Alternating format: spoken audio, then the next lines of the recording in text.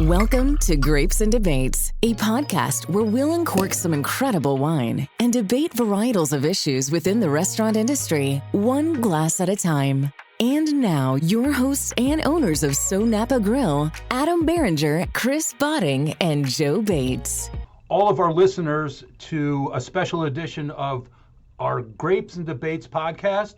My name's Adam Barringer. I am the founder of SoNapa Grille. I'm here with my two business partners, Chris Botting, Joe Bates, our director of marketing, and our very special guest, everybody, Andrew Hoxsey, who is the proprietor of Ghost Block. We're going to find out what you have in your glass in a minute, but I will tell you that we have supported Ghost Block probably over the last decade. It's a wine that Eddie, our general manager, and I fell in love with, kind of a cult Cabernet. And in September of 2023, when we were out in Napa for the month, we had the opportunity to have a tasting. And during the tasting, we had both Luis, the tasting room manager, and Luis, our hospitality associate, taking such great care of us. And Andrew, you came into the tasting room, you introduced yourself, you spent a few minutes with us, and then you invited our table to the 120th anniversary of the Pelissa family farming the land in Napa. And it was on Wednesday was our tasting, Saturday was the 120th anniversary. And we canceled the other events that we had. We graciously accepted your offer. And I have to tell you, it was truly a life-changing experience for me to listen to you. And you gave the speech of being a steward of farming the land, of passing this down to your fifth and sixth generation. And I thought, oh, this is going to be a social media moment. Let me take pictures of being here. I got to tell you, I stopped all of that because the way you spoke, it gives me chills just thinking about it now of how you approach farming the land and how you approach your business and your family. And anyway, for that, I want to thank you and I want to welcome you to our podcast. And with that, what are you drinking? Well, thank you. Those are very kind words. We do work hard at our heritage and legacy here in Napa Valley. So I'm drinking here a brand new release of our Ghost Block single vineyard. I haven't even tasted it yet. Okay. So it feels very, very cold. I'm here with Margaret. She's listening in from the other side. Margaret's great. We love her. She did so good setting this up. Yeah. So anyway, yeah, nice. I think 2022, and I love 2021, but I think 2022 is going to be just as good. Excellent. And you can see that's awesome. Hey, Andrew, I'm Joe. How are you? Joe, nice to see you. I missed that event, but I can tell you that Adam has not stopped talking about it since he's been back. And what a bunch of great connections. You know, when I think Ghost Block, it instantly kind of sparks curiosity. I was wondering if you can maybe share the story behind the name and what makes it so special in Napa history. Well, like many good stories, it's not just one story. There's a multiple of them to come to the final outcome. So I came back to the family farm in 1984. And in those days, we were, even in the 80s, we were one of the larger family grape growers in Napa Valley. In those days, there was 5 or 6 different wineries that were of any size. There were a bunch of startups, Frog's Leap, Pine Ridge, even Duckhorn. They were startups in those days. And the vineyard was called Pelissa and Hale. My grandfather, Andrew Pelissa, and his in-laws, his wife's parents, John and Rena Hale. And so when I came back, I made it my mission to be able to sell these grapes to those basically 5 wineries with a vineyard designation, something different than Pelissa and Hale. And given the history of the ranch, we're planted, or we have vineyard on the site of the first grapevine planted in Napa Valley by George Yount in 1838. Wow. So that vineyard's called Blockhouse. He had a home there that was a Kentucky-style blockhouse. We have a vineyard called Mill Race where he had his original grist and flour mill, and you can see where the old race no longer exists, but if it floods, you can see where this race comes through. And so most of the 9 different vineyard designations that I wanted to come up with were very easy from a heritage standpoint. Our smallest vineyard was the most difficult vineyard. And my grandfather called this vineyard the cemetery field. It was right next to the Pioneer Cemetery when George Yount, the first non-native settler, laid out the town of Yountville and gave it to the incoming, basically 49ers, incoming Western settlers. He gave this town, but he also deeded some acreage for the cemetery, and this vineyard is planted right next to the cemetery. And I said, oh, shit, I can't put the cemetery field on a bottle of wine. And it has always been either Cabernet or Cabernet Franc. And so one day, and of course, when I came back, I was labor. I mean, I was digging around under grapevines and driving tractor, etc. And so one day I was coming home from cultivating the Rock Cairn vineyard, the other side of the hill. But to get home on the tractor, I had to drive the tractor and cultivator through town, the little town of Yountville. For whatever reason, I decided to pull off at the local dive bar. And so I parked the cultivator and tractor in front of the bar. You can imagine I got off. As one does, sure. I'm covered with dirt. You know, you stomp your feet and the dirt just sheds off of you. And so I sit down and I'm having a beer, and the guy next to me, a couple beers ahead of me, says, do you farm that vineyard, just north of town here? And I said, yes, sir, I do. And he says, did you see George Yount's ghost come out of the cemetery and up through that field? I said, and I'd done the work with the government to trademark these names, so I knew exactly how to do it. But I said, no, sir, I didn't see that darn old ghost. But it sparked something in my mind, and the next day I applied for the name Ghost Block. Okay. Wow. This was in the 80s. We didn't actually use it as either a brand name or a single vineyard name until 2004. So it sat on the shelf for many, many years, but it was actually trademarked in 1984. The guy that was at the bar is anonymous. We've got a veterans home here that has been a veterans home since the Civil War. And so we've got vets. I think the oldest now is probably World War II, but I remember when the last Spanish-American war vet passed away up there. So they come and go, believe me. Yeah. Well, Andrew, thank you very much for bringing up veterans. We know that you've served 2 years in the Air Force. Thank you for your service. I have one question for you about Ghost Block. What has been your most memorable, good or bad moment since you've named the wine? I would say it was very early. So the first Ghost Block release was in 2004.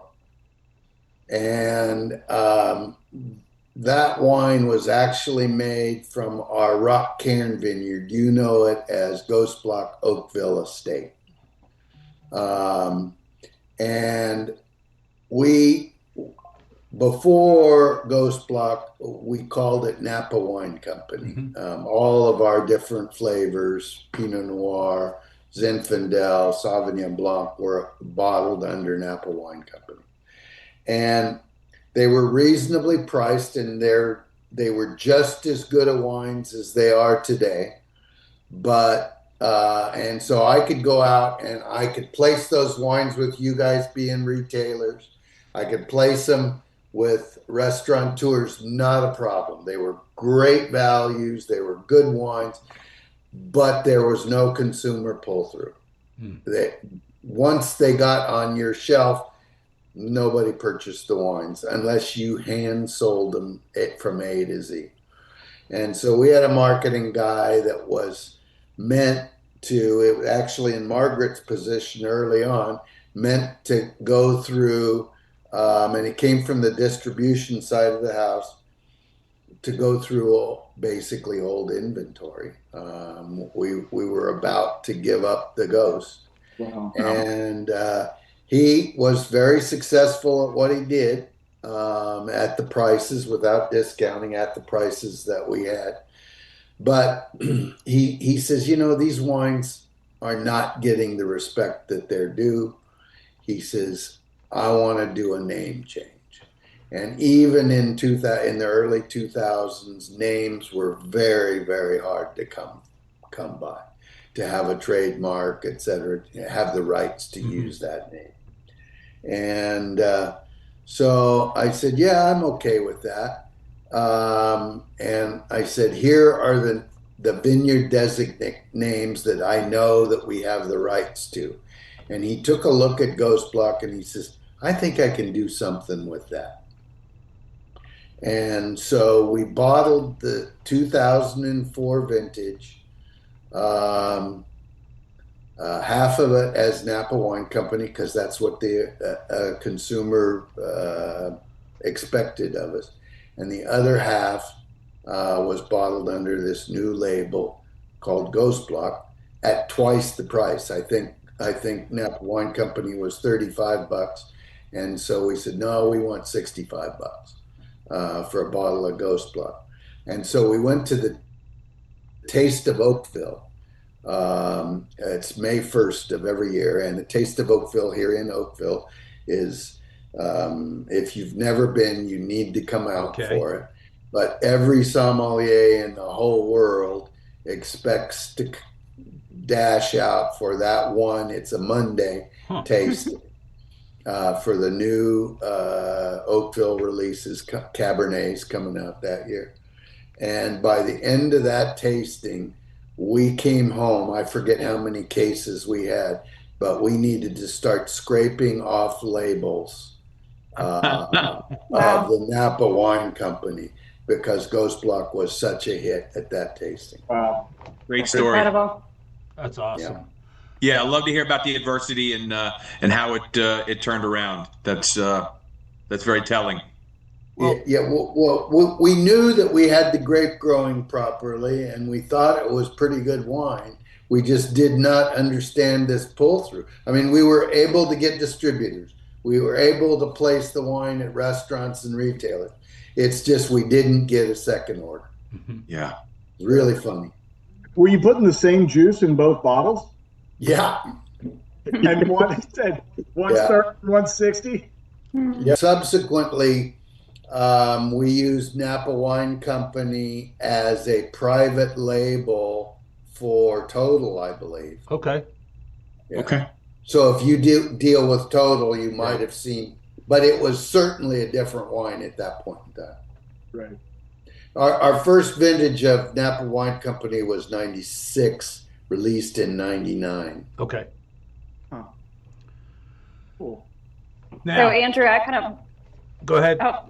Okay, I wanted to segue us into really one of the most defining moments in Napa Valley, and that's when the Ag Preserve was started by, I believe, it had greatly to do with your grandfather, Andrew, another Andrew. What a great name.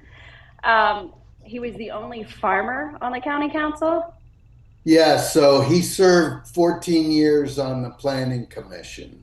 And it admittedly was not his idea. But he was a big proponent of it. In those days, so this would have been in the 60s, in the mid 60s, in those days, Napa Valley was almost equally beef cows, dairy cows, grapes, prunes. I guess that's about it. And so I don't think anybody involved in this effort actually had a clue what Napa Valley could become. I mean, they did not have a vision that we're going to make this world-class wine destination. But they did have a vision what they didn't want. Mm-hmm. And what they didn't want was Santa Clara Valley. Now you'd call it Silicon Valley. Santa Clara Valley was basically orchards, peaches, prunes, but it was some of the most fertile ground in the whole world. You could grow almost anything. And in less than 10 years after, and it was probably Texas Instruments, I don't know who came up with the first tech campus, but once 140 acres were turned into a tech campus, then the next guy growing prunes next door, the county ag assessor had the ability to come and say, well, that 40 acres was sold for $1 million an acre, so you get to pay property taxes based on $1 million an acre. So each year they got reassessed based upon what the latest sale was. And so and it did start with the county administrators, a guy named Al Harburger. But once the seed was planted, planning commission needed to ferret out the issues. But over and above that, one of the big issues was, can we have a county that is limiting property taxes in the fashion that they are? And so, but the reality of the situation is you don't need the kind of services for grapes as you do for condominiums, if you get my drift. You don't need a fire department or a police department, et cetera, et cetera, et cetera. And so they knew what they didn't want. And while controversial, it went through in 1968, the first ag preserve in the continental United States. What they didn't foresee was big companies. You know, the first post-prohibition winery in Napa County was Robert Mondavi in 1968 or 66. So, you know, all of the wineries previous to that winery were what you'd call a ghost winery. They were a winery before Prohibition type thing. And so we had a limited ability to sell fruit in the 60s. And so once this went through, big companies said, well, we're not going to have to deal with this subdivision issue.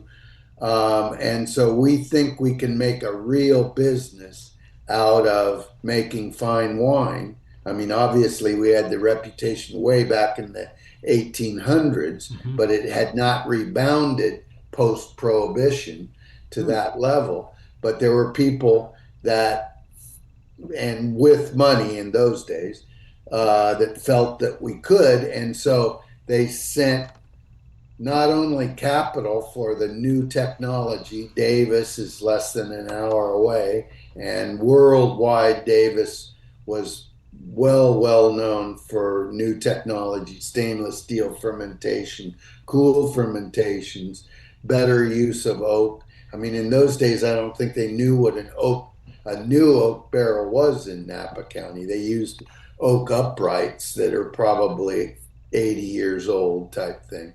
And so new technology, capital to spend on the new technology, And they sent very bright young people with this money that said, oh God, there's an opportunity for me to do it on my own. And some of the ones that I could name are Andy Beckstoffer came in the 70s with Hubline money, struck out on his own. Dan Duckhorn, I forget who he came with, but struck out on his own. Jack Cakebread saw what was going on. Gary Andrus came from, I think, the ski lift business. He had a ski resort somewhere. But about that time in the 70s, of course, Frogs Leap, Larry Turley and John Williams, all these startup facilities, but it took new technology, it took some capital, it took a variety of things. So in truth, lightning struck. I mean, wow. You cannot, I mean, the Ag Preserve was the spark that did it, but there were a whole bunch of other things that contributed to that. Over and above that, even, I mean, you're aware of what our land values have done here. Sure. But in 1973, we passed the Jarvis-Gann Act. And basically that act was passed because of, for lack of a better story, it was passed in for Marin County. If you're a retired couple, the husband retires from the Postal Service and the wife is a retired school teacher. They bought their house in that time frame in the 60s for $35,000, and some tech mogul pays $1 million for the house next door.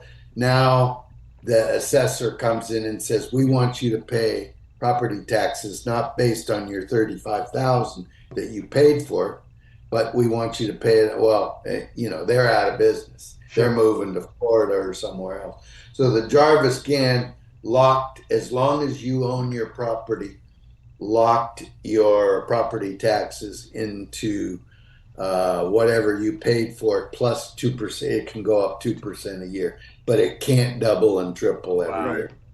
Well, that's great. And I think that we have done we did 3 wine dinners talking about the history of Napa, and we started with Charles Krug to start the dinner being the first winery. But then when we got to Ghost Block because of really passing that Ag Preserve. Where do you think Napa would be? I mean, the wine industry is a $15 billion industry for Napa, but where would it be if the Ag Preserve didn't pass? Yeah, so I guarantee you that Napa would have gone through the same sort of thing that happened in Santa Clara Valley. Yeah. I mean, as much as you're aware, this is the most expensive agricultural real estate in the country, but still it doesn't compare to development real estate. Right. Wow. And so, you know, I don't know that it necessarily would have been busted up in quite as small an increments, but without the Ag Preserve, certainly people would be splitting off 10 acres for their children's homes and a variety of things like that. And so over time, you'd have more parcels, which means you have more churn. Right. And it would not look the way it does today. I guarantee it. Well, we appreciate everything that your family has done to really preserve Napa to where it is today. And on our menu, we currently have 2 of the Elizabeth Rose wines, and the last time I was out there, which was May of this year, I tasted the Pinot Noir for the first time, and it's a Napa designated Pinot Noir. It is amazing. It is, and the price point on that, whew, it's just that good. I have a funny story on that one also. So we in the past have I have theory that I want to grow 13, 15 different varieties. I don't want to grow all Cabernet Sauvignon. And in the case of Zinfandel, I took a leap of faith that we could eventually figure it out, but I didn't particularly like our Zinfandel for the first 5 or 10 years. And so it went to John Buehler for his white Zinfandel for at least 10 years. Pinot Noir we've grown for 35, 40 years, but for sparkling people. I basically, when the winemakers came to me and said they wanted to do a Pinot Noir, I said, well, from my perspective, New World Pinot Noirs are one-dimensional. And that is, you get a raspberry, strawberry, and nothing else. If you can give me something else year after year, I'll let you make a red Pinot Noir. And so they played with it for a few years. From my perspective, what's going on there, it happens to be, and it is a little far north for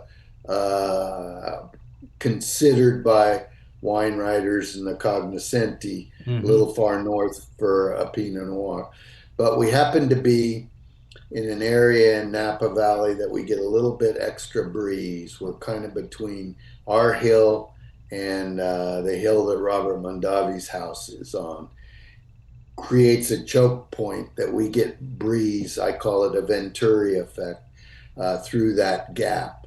The valley at that point in time narrows from 4 to 5 miles wide to maybe 1.5 miles or 2 miles wide. Gives us about a 5-degree or 5-knot wind through this area most of the time, which gives us a little cooler climate. And I also believe over a period of time, as you may be aware, we became certified organic in the late 80s, 88, I think. And I don't think that the terroir comes out in 3 years, which is the minimum that you can call it certified organic is 3 years. But over a 10, 15-year period of time, all of a sudden, I'm getting kind of a mushroom forest floor quality in addition to the raspberry strawberry. And to the point where I held a reception for the Riedel wine people, and they, unbeknownst to me, at our lunch in my mother's backyard, they put in a New World, I think they call it an Oregon Pinot Noir glass, but they substituted, knowing that I was going to pour this Pinot Noir. And I got to tell you, I wasn't sitting with the Riedel folks themselves, but Georg jumped up and he says, would you like to say something about your Pinot Noir? And I was all puffed up. I was as proud of that wine as I've ever been in my entire life. But the glass also contributed. I mean, I think it's a good wine, but this glass just made it stellar. I mean, I'd compare it with, and this is kind of a pretty big fish story, but at that point in time, I thought, I will compare it to any Burgundy in the world, type thing, given that I had this august crowd. Anyway, so I told this big fish story about this wine, and Georg got up and he says, oh, by the way, this is our New World Pinot Noir glasses, the glass that we're just releasing, to kind of deflated me a little bit. I thought it was cool. Anyway. Well, did the wine elevate the glass, or did the glass elevate the wine? Yeah, exactly. Good point. Right. You make me feel better. Yeah. Right. And hey, I've got a question, if I can. One more, just to kind of talk about the Zinfandel part. We've blind tasted Zinfandels. I think we've got 3 Zinfandels that we have, maybe 4, but we blind tasted them on 2 different occasions, and on 2 different occasions, we have the Oakville Winery Red Zin on our menu, and I'm telling you, it's very good. Again, initially I planted 8 acres of Zinfandel, and I was always of the perspective that you needed red dirt, which I don't have. But I knew that I wanted a small block of Zinfandel. I sold it for white Zinfandel for many, many years, until we figured out that Zinfandel, the reason that people are picking riper and of course I'm not a big over 14% alcohol fan, and specifically with Zinfandel, when you pick at 29 degrees Brix, oh my God, it's more like port than it is red wine. And so what we finally figured out is the reason people are picking at 29 degrees Brix is they've still got green berries in that same bunch. Zinfandel, for whatever reason, blossoms over a much longer period of time than any variety. And so we go through just about veraison, which would be around the 4th of July, right in that time frame. And if that bunch is over 50% still green berries, it's dropped on the ground. So that we minimize. We don't want to see the range of 21 to 29. If we're going to pick at 24 or 5, I want to see the range within the bunch of between 23 and 26, not between 21 and 29. And we think we get a little better fruit quality from that, maybe slightly less yields. But, the flip side of the coin, and the reason that Zinfandel's been made into white Zinfandel for so many years is you can overcrop it. You can get 8 or 9, 10 tons to the acre. You're not going to get any color from it, but you'll get some alcohol out of it, maybe not a lot of personality. Right. Like Emily. Joe, go ahead. Hey, so Andrew, you've been a champion for sustainability, and you co-founded the California Sustainable Wine Growing Alliance. I kind of geek out on the farming side of it a little bit, and I just want to know, that was back in the 80s. Sustainability, I think, maybe meant something different back then than it does now in 2025. What does sustainability mean to you and to Napa, and how have you seen it grow and evolve over the last 4 decades? Well, so sustainability from my perspective is really a different issue. It's a component of, but it's a different issue than growing grapes organically, as we're organic grape growers. But sustainability is a 3-legged stool from my perspective. It's being environmentally sensitive. Are you growing grapes organically? I mean, you can have degradations of that, but environmentally sensitive. Are you profitable? I mean, if you're not profitable, you're not going to be here next year. And so and then of course the third leg is socially equitable. Are you paying a fair wage? Do you provide housing for your workers, health insurance for your workers? I mean, the family started the Grower Foundation back in 1973, probably not on my bio. It wasn't. I was still in high school in 1973, but my uncle Ren Harris, at my grandfather's request, started the Grower Foundation, which virtually covers all of our vineyard, or certainly ours, but I would say 75-80% of Napa Valley's vineyard workers are covered by the Grower Foundation. And so are you paying attention to not only your soil, but the people that are helping you farm that soil and the community? Well, so I grew up a farm kid. And my dad had an organic vegetable farm that all 7 of us grew up working. And I do want to know, growing up, did you ever have the ability to see the vision for what Napa was going to become? No, I didn't have a clue. I can tell you that between 74 and 78, I was at UC Davis in school. I can't tell you I was and I did take viticulture classes. My degree was in agricultural economics. But I spent more time in the library reading room going through Rodale's Organic Gardener than I did in class. And I really wasn't much of a gardener, veggies, et cetera, et cetera, et cetera. I just felt that we could figure out how to take care of most of our issues without the use of fertilizers. I actually grew up on a cattle ranch up in Modoc County, which is on the Oregon-Nevada border. And I can tell you, even in those days, if you put 1,000 pounds of nitrogen on, the next year you needed 1,500 to your alfalfa. The next year you needed 1,500. The next year you needed a ton. That whole fertilizer cycle is a treadmill that is really tough to get off of.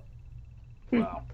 Well, speaking of Ren Harris, so this is because of your invitation for the 120th anniversary of the Pelissa family farming the land. We happened to sit next to this guy, and he drank with us all day. And then somebody walks over and says, "Hey, you want to come over? We got to get family pictures." And it turned out it was Ren, and it was Ren in Maryland sitting. We did just so kind, salt of the earth. And he says, "Yeah, why don't you come and see I just have a little plot next door." And so the next day we went there. That was on Sunday, and we hung out with him, learned his whole story, drank Paradigm wine. It was, meeting your family, then meeting Ren, and also meeting Morgan. And Ren's like, "Yep, I'm going to get her husband to be my general manager. He's over at Paul Hobbs right now."